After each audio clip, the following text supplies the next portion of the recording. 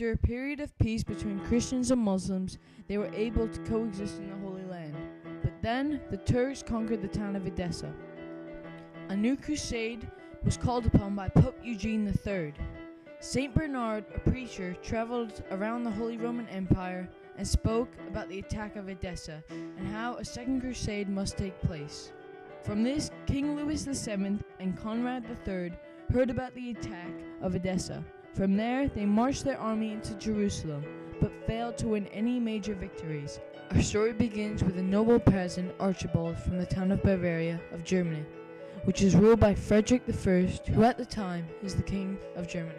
Today, in our safe town of Bavaria, with our walls to protect us from invaders, we live a simple life. Each day, me and my son have to farm our land. We have to give our part of crops to our Lord, so we are able to keep our land, our house, and the food that we eat. The town of Bavaria is like all the other towns in Germany at the time. There is a church, which is the place of worship. There is a monastery where people called monks dedicate themselves to a life of prayer and worship to their holy God. Archibald is like any other peasant. In church, he is able to see stained glass windows that show images from different Bible stories, as peasants like Archibald were not able to read Bible under the canon law. He works a couple days of the year for the Lord so that he's able to keep all the land he owns. It's hard to work as a peasant because all the dirty work is left for them. Other classes of the feudal system are treated with luxury. Archibald lives his life normally for a couple of months until a visitor comes whose name is Saint Bernard, who has been across the Christian lands and has brought news of the fall of Edessa and how Pope Eugene III has called for the Second Crusade. The news that was given by Saint Bernard was shocking. I am outraged with the thought of the Turks attacking the town of Edessa after the peace between the Christians and the Muslims.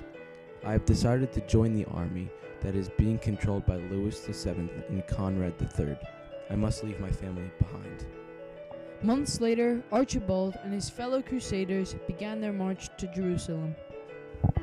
We have started our march to Jerusalem and are eager to take back what is rightfully ours. This journey will take many months, but I am willing to do it because at the end of the road, I believe that there shall be a victory on our behalf. Months into the journey, the bubonic plague attacks, causing the crusaders to get a high fever, some chills, and sometimes blackish spots on their skin, which ultimately results in death. This made the journey harder than any of the crusaders expected.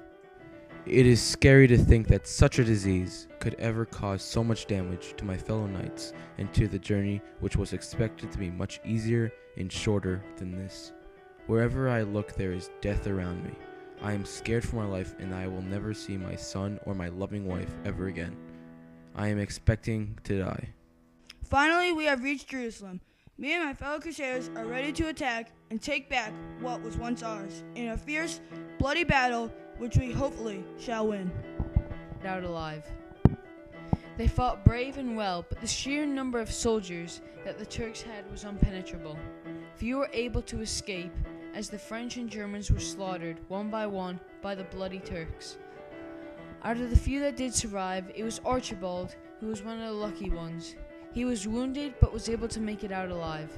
Many of us peasants and other underclassmen escaped, but those who were knights stayed to fight for their heavenly Lord, the Christian people, and for the people who died in the massacre of Edessa.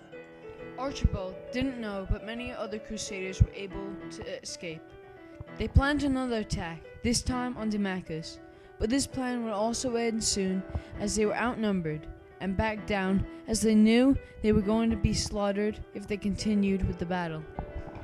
The Crusaders went to Jerusalem with high hopes, but came back empty-handed and defeated as they couldn't do anything to stop the Turks.